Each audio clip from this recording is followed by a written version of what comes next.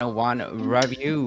Book 101 is about the books that I read for the last 40 years. And today I have a special guest. She is the author of the book Lovers, no other than Miss Kim Sorrelle. Good morning, Daniel. Good morning, Miss Kim, and can you please introduce more about yourself? Sure, I would love to. I'm Kim Sorrelle.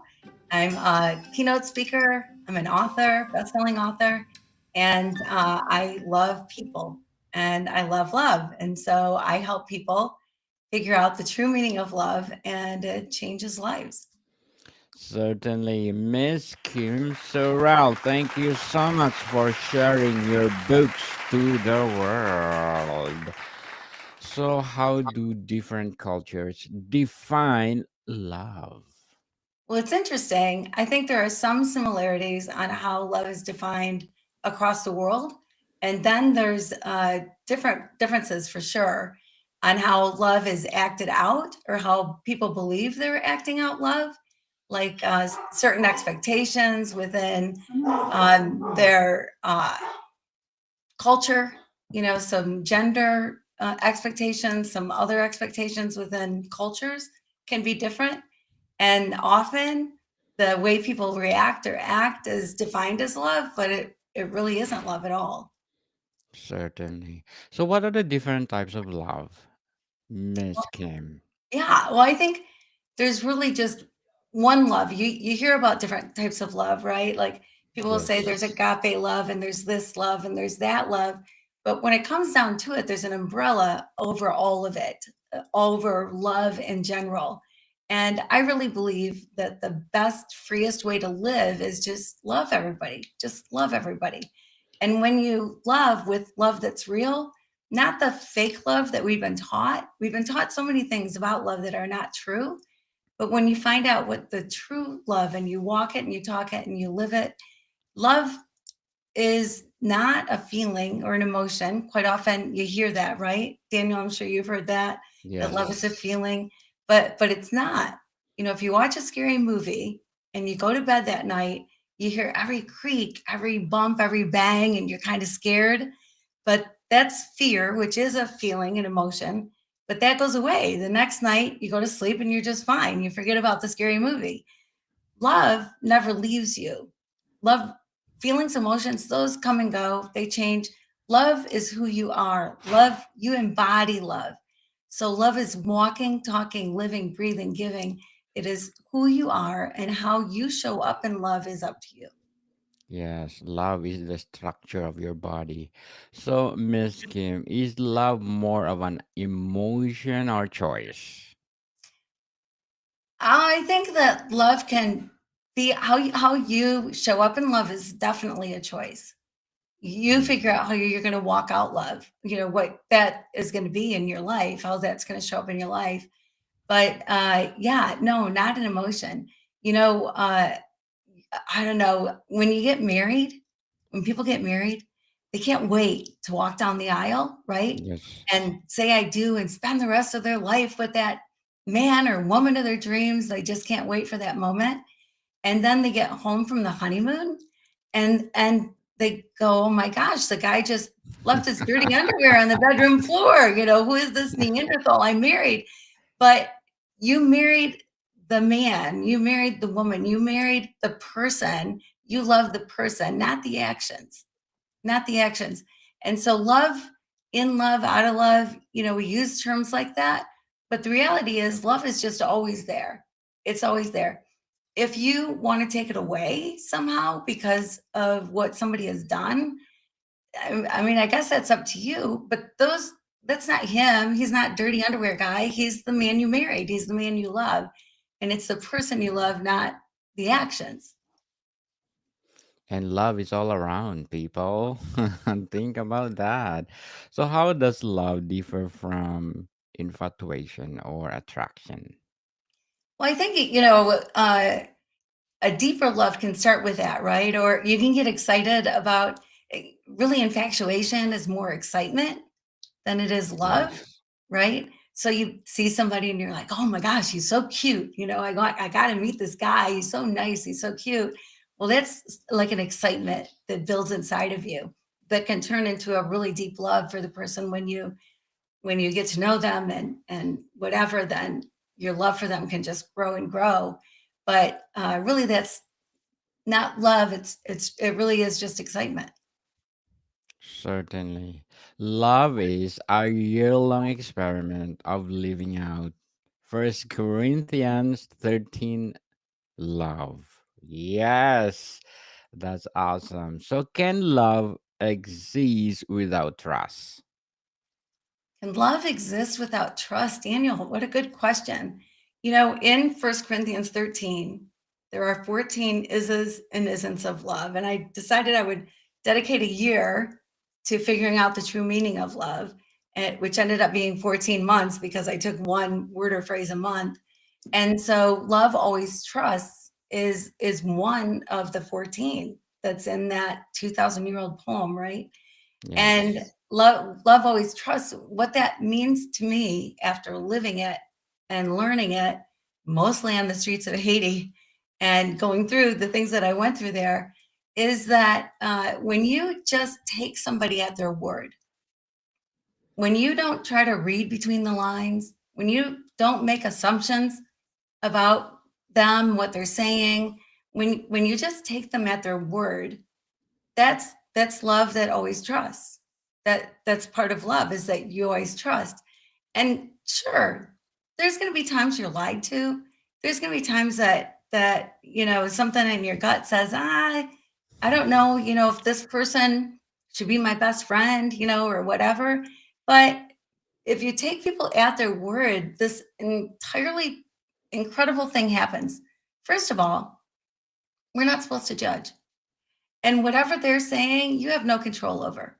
So they say what they say, and then that's on them. If they lied, it's their lie. It's not your lie, right? If Yes. they've deceived, it's their deception, not your deception. So if you take people at their word, then you're not muddying your mind or muddying your heart. You're just saying, okay, great. That's what they said. Let them say it. That's fine. And the other thing that happens is when you show that kind of love that always trusts, people want to be trustworthy. When you trust somebody, they want to prove themselves trustworthy. So maybe at first in a relationship, maybe they're not telling you the whole truth. You go on a dating app and you're out to dinner and who knows what Mhm. he's going to say, talk about all this money he makes or all these boats he owns, and you find out it's just a rowboat, it's not a yacht, whatever. But that's on him, right? That's on him. But as you are just trusting, it is human nature to then want to prove yourself to be trustworthy. Very well said, Miss Kim. Very well said. As they said, every day you will learn something about your partner. So let's talk about psychology and science of love. What happens in the brain when person falls in love?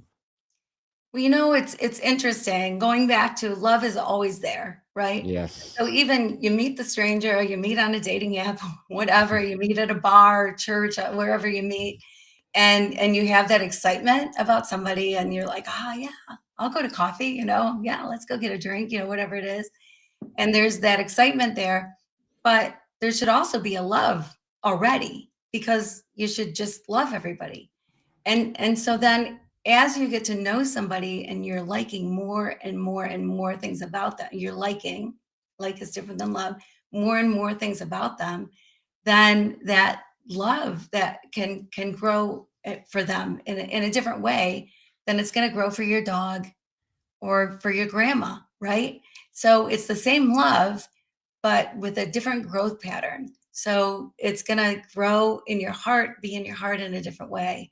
And so, but love should be there from the beginning, no matter who the person is.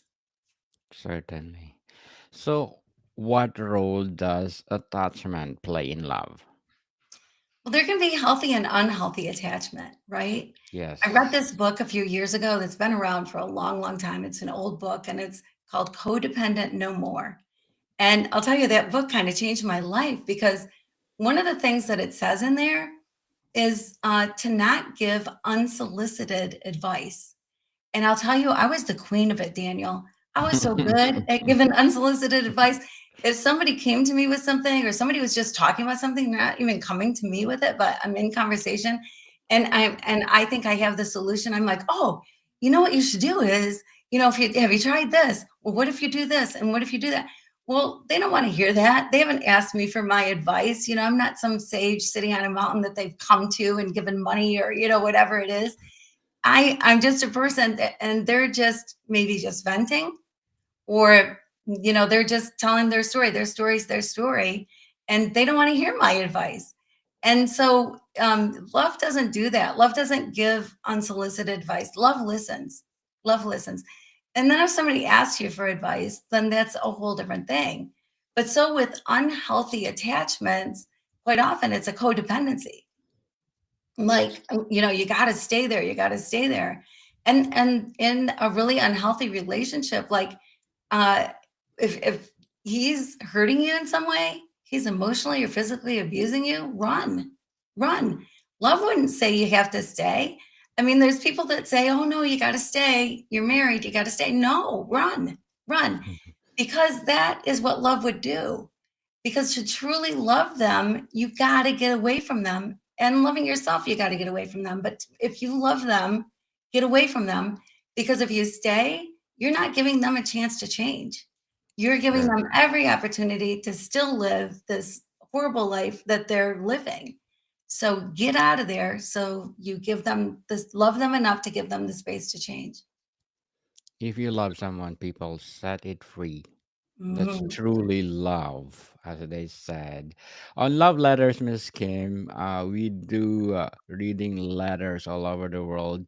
Give them advice. I think you're suitable on love letters. I'm inviting you to please do listen to my other podcast, Love Letters, in its third season. People, third season available where you listen your podcast. So, Miss Kim, let's talk about love in relationships. What are the key components of a healthy and lasting romantic relationship? Early on in my marriage, I got married when I was 18, which is so young. I never thought I was going to get married, period. But then this tall, dark, handsome man walked into the room and I couldn't wait to spend the rest of my life with him. And so at 18, I got married. And at 18, you're only so mature. I thought I was mature and ready for marriage, but I had this night shortly after I was married where I thought, man, I'm gonna treat my husband like a king.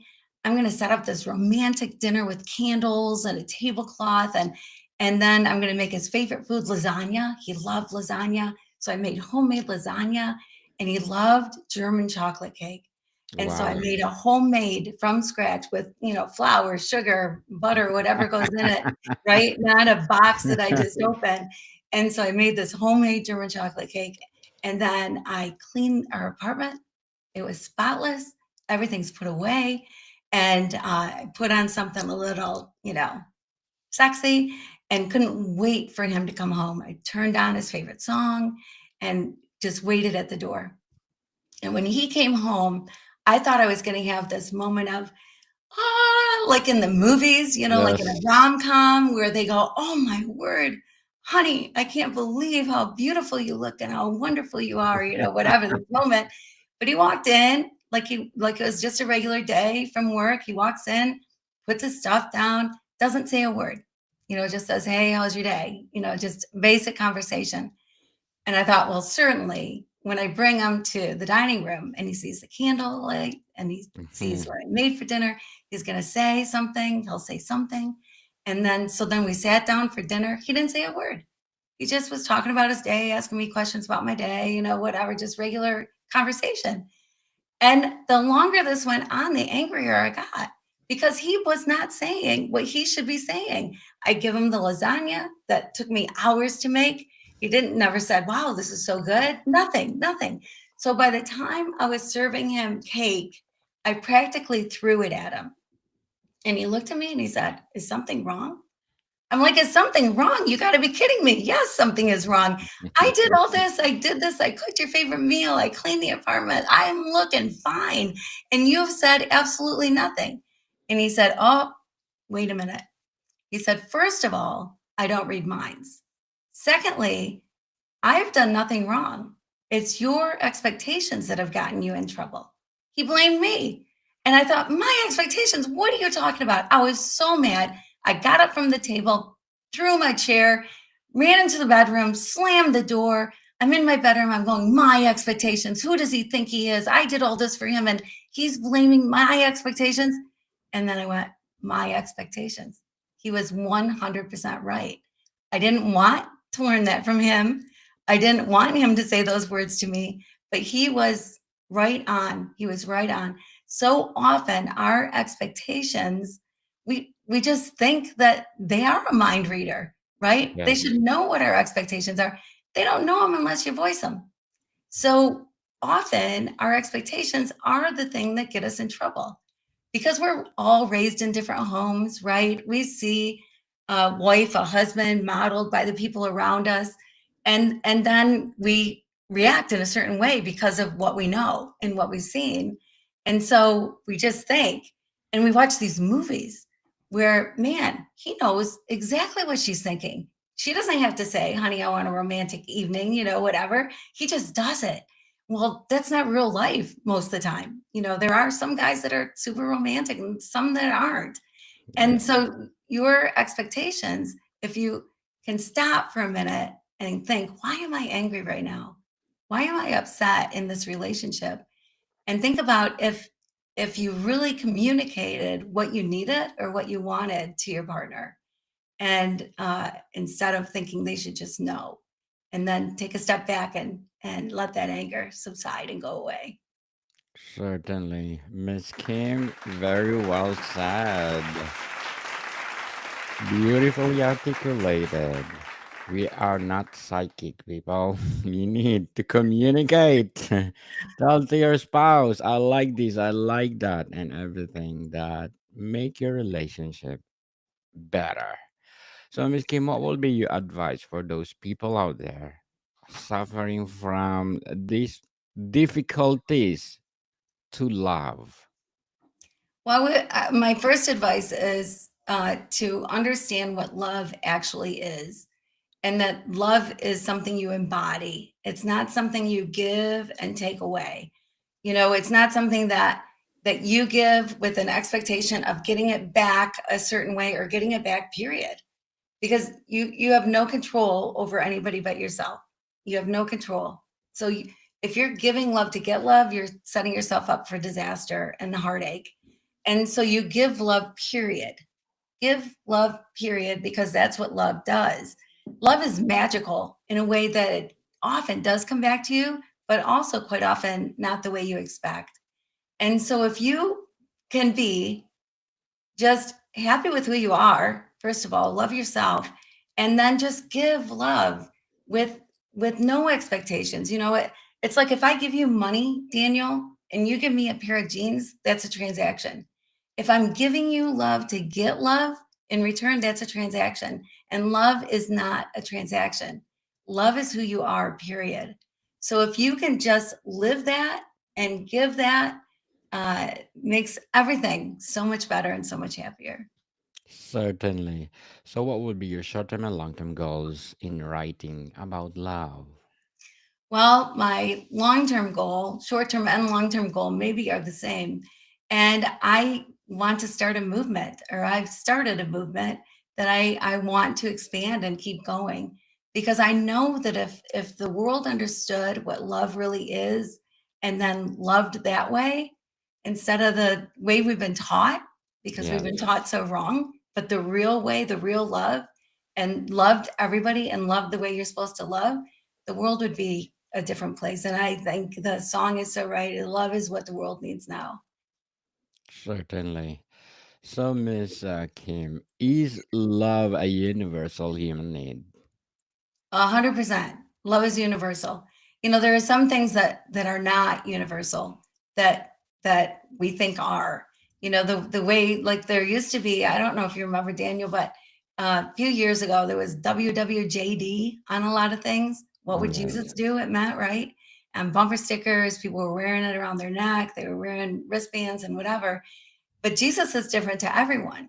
So people would answer that question differently because to some he's a heretic or a prophet, to some he never existed, to some he's peace and light and everything good, to some he's this heavy-handed God that's judgmental. And so answering what would Jesus do is going to be different depending on who the person is. But love is universal. So instead, saying, what would love do? Everyone should answer that question the same. certainly. Can love ever be completely selfless? Oh, yes. Yeah, absolutely. Absolutely. I think that's something we get mixed up.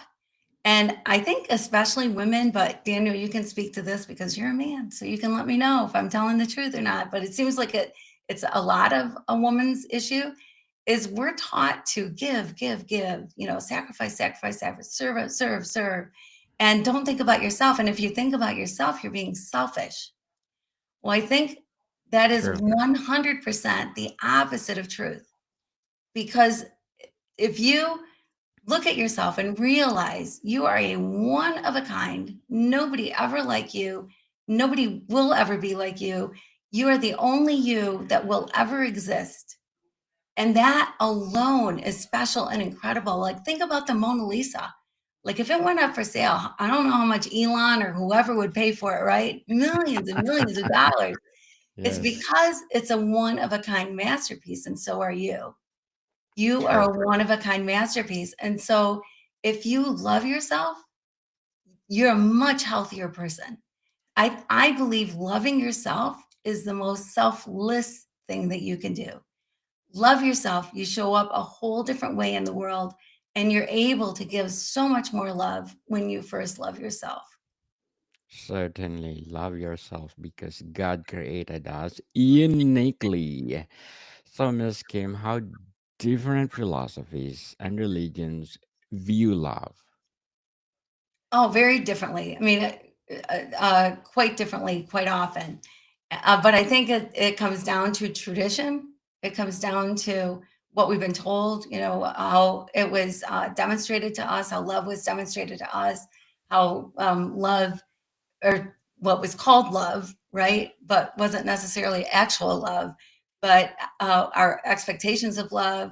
And so, yeah, I mean, it's going to be different depending on where you live. If you're a woman who is one of six wives in a village in Africa, then there's these expectations and they call that love, but it's not love.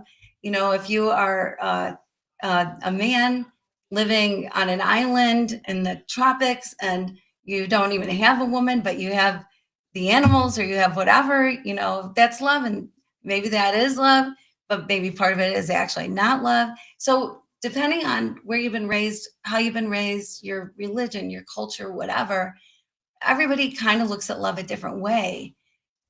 But the reality is, love is universal, and there's one universal answer to what is love. And when you discover that, when you find out what that universal answer is, your whole world shifts. And it's for every culture and every religion and everything. Certainly. So before we wrap up our discussion, Miss Kim, I'm inviting you to please do listen to my other podcast, Food 101, in its fifth season, people, fifth season, and with my co-host, one of the specialty chef in one of the five-star hotel in downtown Toronto, Chef Alessandro Panatoni. And please do listen to our latest episode. We are reading our letter senders all over the world. So please do listen Food 101 wherever you listen your podcast. So Miss Kim, can love exist without sacrifice? Oh, wow, Daniel, you ask the best questions, I'll tell you. Thank you. Sacrifice. When you think of sacrifice, you think of you're giving up something to give something, right? Like Yes. maybe a sacrifice can be monetary. A sacrifice can be whatever your time. It can be whatever it is. But the word sacrifice it kind of has this sound, this feeling of, well, if I'm giving up something, then there's only so much of whatever that is. And if I'm giving it up, that means I don't have it for myself, or it can sound like a burden sometimes, right? It can sound kind and wonderful to sacrifice, but often it can be heavy, and you can put expectations on sacrifice. But when you love, it's not about sacrifice. When you love, you're naturally kind because love is kind. When you're love Yes. with love that is kind, you want to do things for people. You want to help people. You want to make people happy. You want to give of yourself. You want to serve because that's what love does. And the word sacrifice doesn't necessarily even play a role in your life anymore. Certainly. Miss Kim Sorrelle, thank you so much for sharing your love to the world.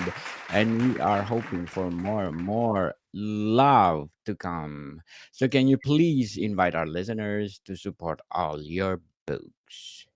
Yes, absolutely. So, Cry Until You Laugh, Love Is, those are the two that are out right now. I've got more coming, but Love Is chronicles that year. And I think it's a great read for anybody. People are using it in Bible studies and in book clubs and in all kinds of things. And so, families. So, I encourage you to get a copy and let me know what you think. Yes, people, let's support Miss Kim Sorrelle because if you support her, well, more love to come. And please tune in to our episode on love letters. Miss Kim will be my special guest. So, Miss Kim, thank you for your time. Thank you so much. More to come, people. See you soon.